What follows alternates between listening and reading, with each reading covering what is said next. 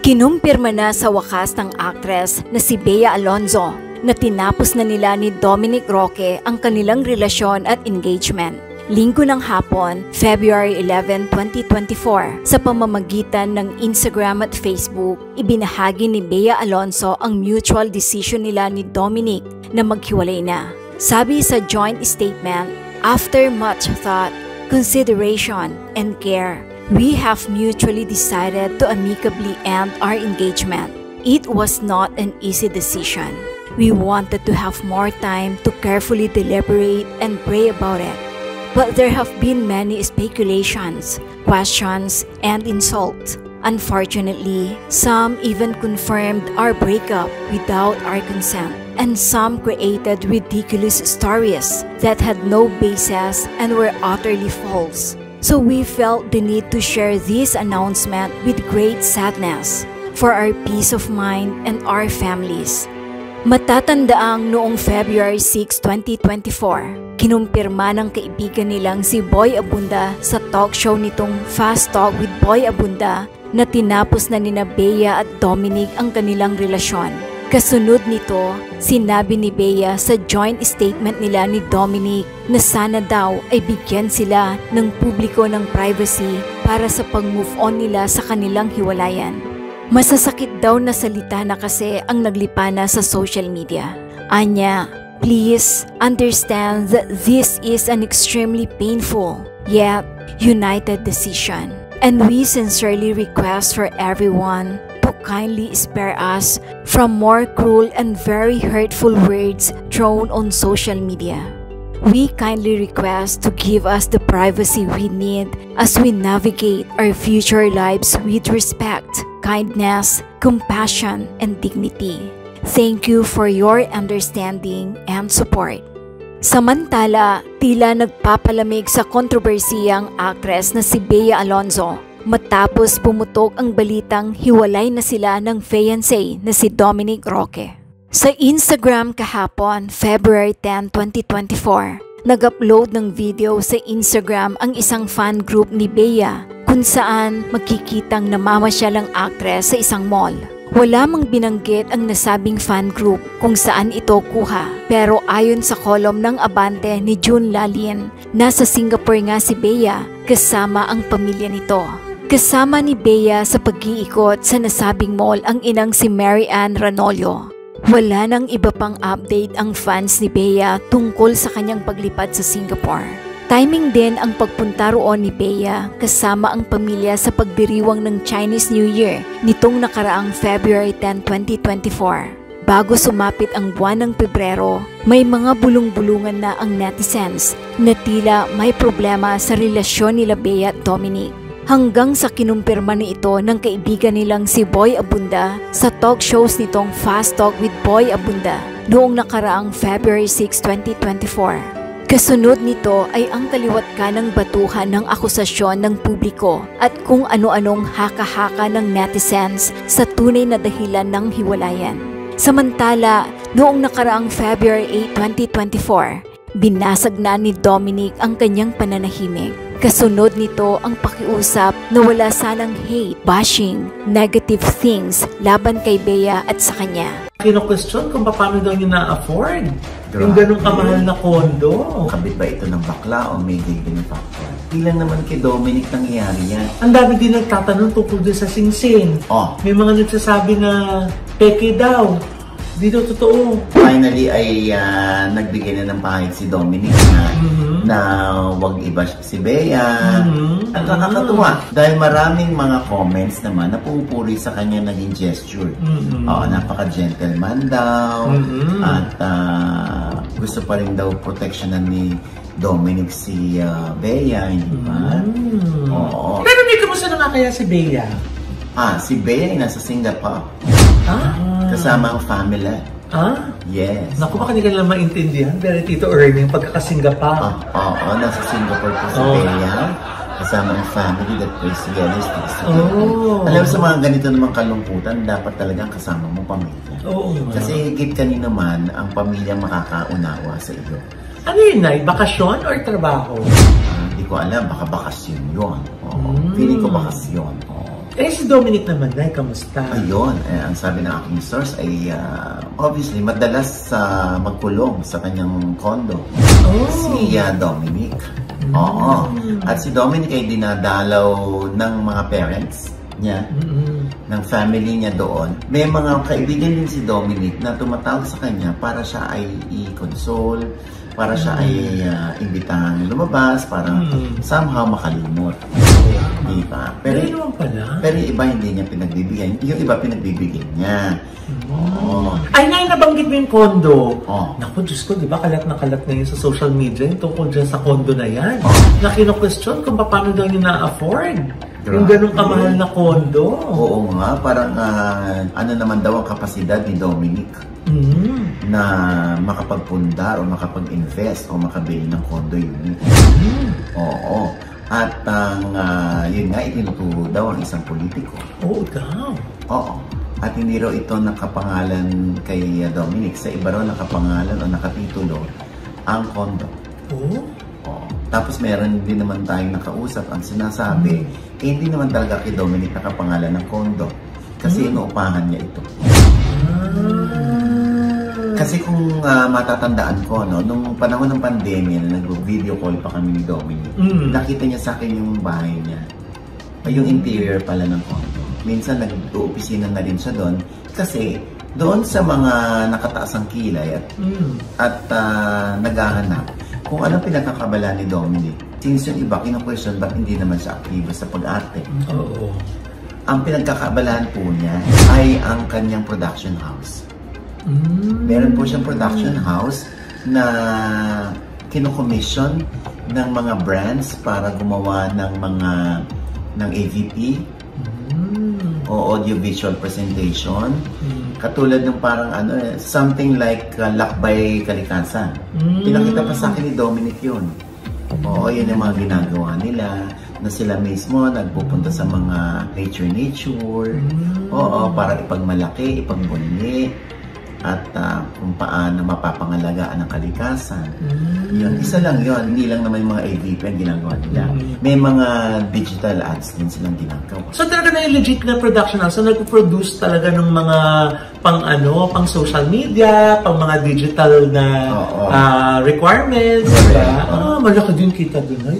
Ay, correct. At ang pangalan ng kanyang prod house ay yung Black Peak Media Productions. Yun. So, yung iba kasi parang nilalait nila si Dom. Sinasabi nila, kabit ng bakla, kabit ng mayaman, di ba? Yung mga ganun tipo talaga ni Dominic, lalo na't gwapo, di ba? Talagang hindi mo maiiwasan na pagdudahan kung kabit ba ito ng bakla o may gay benefactor. Ilan naman kay Dominic nangyayari yan. Maging sa ibang artista, nalilink din sila sa mga sa mga mayayamang gays. So yun yan. So sinasabi na parang jowa ng mayamang bading si Dominic na hindi pa rin naman napapatunayan. Hindi ba? Sinasabi na ang may-ari ng kanyang kondo ay isang politician na lalaki. Pero sa pagkakaalam ko, nung video kami dati ni panahon ng pandemya ni Dominic, kinuha na raw niya yun, mababa raw kasi yung upa. So inuupahan lang niya talaga yung kondo. So wala siyang jowang bading ito, Ochi? Mahirap na para sa akin magsabi na wala siyang jowang bading. Diba? Kasi hindi naman natin nakakalkal talaga. Yun lang yung mga naglalabasan. Pero, sinasabi ko nga, yung mga ganong tipo, yung mga ganong itsura ni Dominic, talagang Oo naman. Talagang lakihin. Laglag panty. Diba? Meron pang nakarating sa akin na yung isang bading ay business partner pa niya. Yung mga ganyan. Na hindi ko kilala kung sino yun. Sabi ko, sino ba yun? Kailangan makuha na talaga natin yung mga line-up ng mga partners ni Dom, di ba? Tsaka yun nga, ang dami nilang iniisip tungkol kay Dominic para lang i-discredit yung tao. Para lang i-prove nila sa sarili nila na si Bea ang bubuhay kay Dominic. Mas mayaman si Bea kaysa kay Dominic. Di ba? May sarili rin naman pera si Dominic. Oo. Katunayan, may mga endorsements din si Dominic. Matagal na siya sa parang siya yung mukha o yung endorser ng Lemon Dew. At saka sa Coke. Oo, yan yung mga ini-endorse niya. Kahit sa digital. So kumikita naman yung bata. Oo, naibanggit nga sa akin kung magkano yung yung TF ni Dominic. Malaki din Malaki din. Oo, pero syempre, sa yaman at yaman, mas mayaman talaga si Bea Alonzo kaysa kay Dominic. Pero hindi natin inuuri ang tao sa kung magkano at kung anong properties meron siya para masabi natin kung mabuting tao yung isang tao. Diba? Tapos diba, nag-endorse pa siya ng clean fuel. O yung gasoline station, hindi ba? O, so yan, tuloy-tuloy lang na hinahawakan ni Dominic bilang siya yung influencer at endorser ng mga brands. So patuloy pa rin siyang umaani ng kita, di ba? Alam mo, sa totoo lang, sabi sa akin ng source ko, galante si Dominic kay Bea. Galante. So hindi na natin isa-isayin kung paano siya naging galante. No? Ay naku, speaking of galante, parang sinasabi ng iba, si Bea ang galante kay Dominic kasi daw yung mga trip nila, si Bea nagbabayad. Oy, hindi totoo yun. Hindi naman totoo yun. Alam mo, may ego, may pride pa din ng lalaki.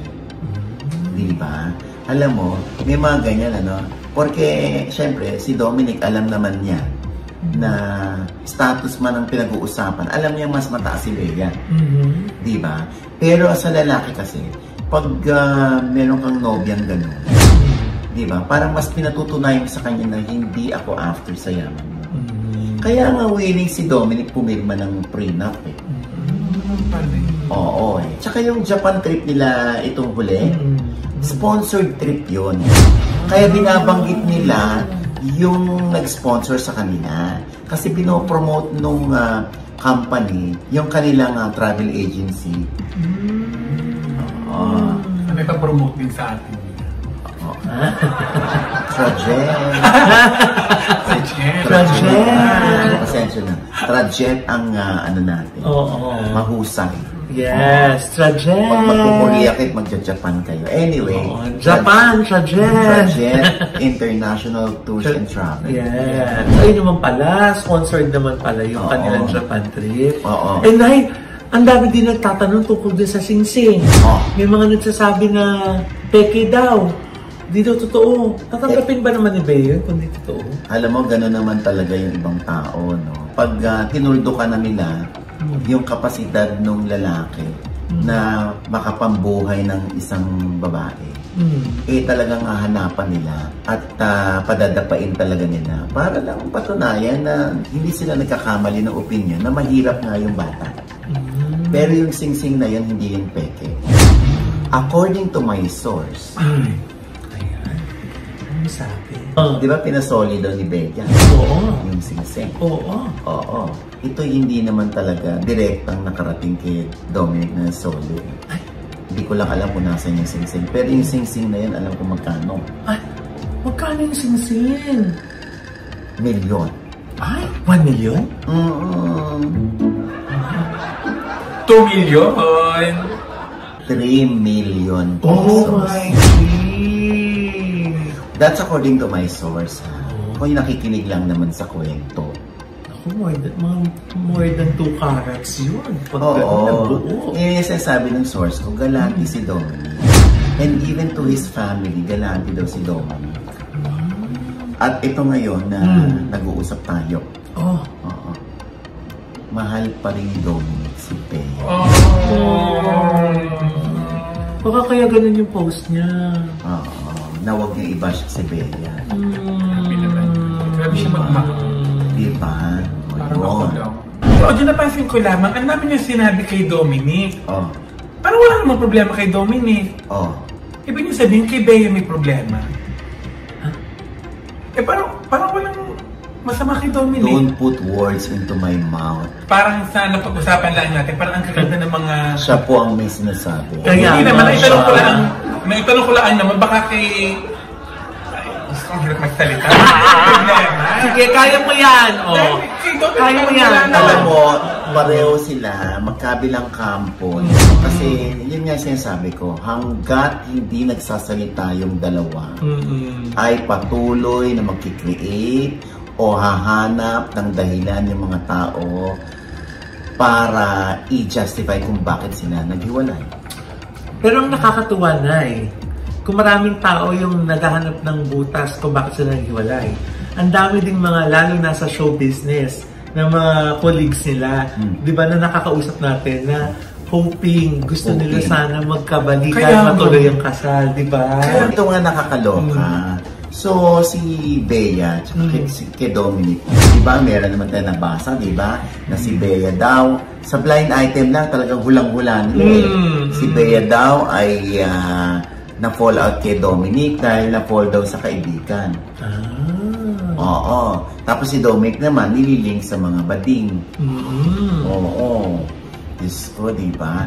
Kanya-kanya sila talaga ng rason. Ang nakakaloka, mas marami pang sinasabi yung mga netizen kesa dun mismo sa mga taong involved. At saka na yung iba din mga tao nasa paligid nila, yun yung mga nagpo-post ng mga cryptic. Correct. Pero Tito Ogie, sa palagay ninyo, may jowang ba din? Ikaw nga, gano'n, dinideny mo na jowa mo yung sinusubuan mo. Hindi. Di ba sinabi ko nga sa'yo, lapitin ng bading yung mga tipo ni Dominic. Ngayon, kahit yung napakayamang bading, pwedeng lumapit yan, pwedeng discard yan, pwedeng magpahatid ng emisaryo yan para iparating kay Dominic na type siya ng isang politician, isang bilyonaryo or businessman or bilyonaryong bading, di ba? Na kay Dominic na yun. Kung paano niya i-entertain yun. Di ba? Sa palagay yung mga tsaka lalapitan ng mga milyonaryo. Diyos ko, hindi na sorry Siyempre, pag-gwapo ka, may premium yun. Mag-subscribe at i-click ang notification bell para sa mga susunod na video updates. Maraming salamat po.